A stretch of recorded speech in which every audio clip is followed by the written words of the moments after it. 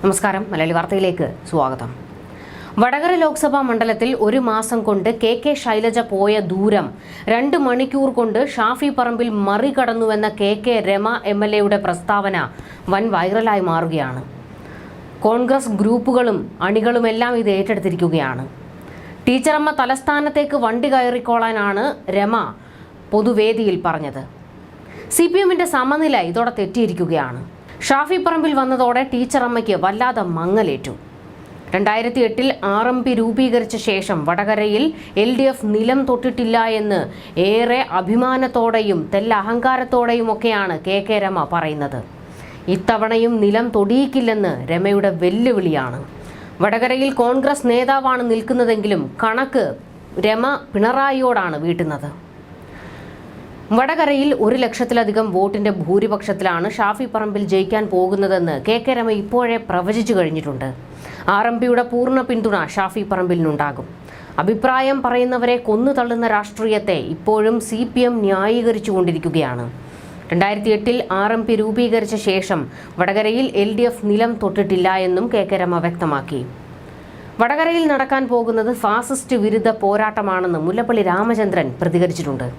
വടകര ഇടതുമുന്നണിയുടെ പൊന്നാപുരം കോട്ടയല്ല എന്നും താൻ ആ കോട്ട പൊളിച്ചതാണ്. താൻ ഉഴുതുമറിച്ച മണ്ണിൽ മുരളീധരൻ വിജയം ആവർത്തിച്ചു. ചിന്തിക്കുന്ന പ്രബുദ്ധരായ കമ്മ്യൂണിസ്റ്റുകളാണ് വടകരയിലേതെന്നും മുല്ലപ്പള്ളി പ്രതികരിച്ചു. ഷാഫി പറമ്പിലിന്റെ വിജയം വരെ ഒപ്പമുണ്ടാകും. ഷാഫി പറമ്പിൽ തികഞ്ഞ പോരാളിയാണ്. ഫാസിസ്റ്റ് വിരുദ്ധ പോരാട്ടമാവും വടകരയിൽ. സർക്കാരിന്റെ ജനപ്രീതി ഇടിഞ്ഞു. വടകരയിൽ TP ചന്ദ്രശേഖരന്റെ കൊലപാതകം ചർച്ചയാകുക തന്നെ ചെയ്യും. TP വധത്തിൽ വൻ ഗൂഢാലോചന പുറത്തു വരാനുണ്ടെന്നും മുല്ലപ്പള്ളി ഇപ്പോൾ പറഞ്ഞിട്ടുണ്ട്. മുല്ലപ്പള്ളിയുടെ ഈ വാക്കുകൾ CPMനും പിണറായിക്കും വലിയ അടിയായിരിക്കുകയാണ്. TP വധം ഇത്തവണയും വടകരയിൽ പ്രചാരണ വിഷയമാകുമെന്ന് UDF സ്ഥാനാർത്ഥി ഷാഫി പറമ്പിലും പറഞ്ഞിട്ടുണ്ട്. തിരുത്താൻ CPIM ഇതുവരെ തയ്യാറായിട്ടില്ല.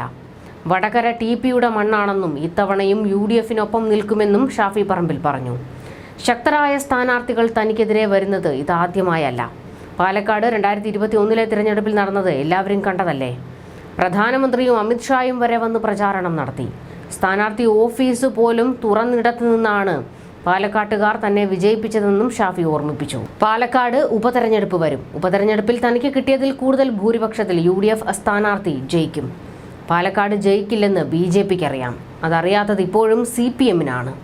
മത്സരിക്കുന്നത് ജയിക്കാൻ വേണ്ടി തന്നെയാണെന്നും ഈ തെരഞ്ഞെടുപ്പിൽ ഓരോ സീറ്റും ജയിക്കുന്നതിന്റെ പ്രാധാന്യം പാലക്കാട്ടുകാർക്ക് അറിയാമെന്നും ഷാഫി ഓർമ്മിപ്പിച്ചു. എന്തായാലും ടീച്ചറമ്മ തലസ്ഥാനത്തേക്ക് വണ്ടി കയറിക്കോളൂ എന്നാണ് കെ രമ പറയുന്നത്. ഈ കെ രമയുടെ ഈ പ്രസ്താവനയിൽ ഇപ്പോൾ സോഷ്യൽ മീഡിയയിൽ വലിയ വാഗ്വാദങ്ങളും ചർച്ചകളും നടക്കുകയാണ്.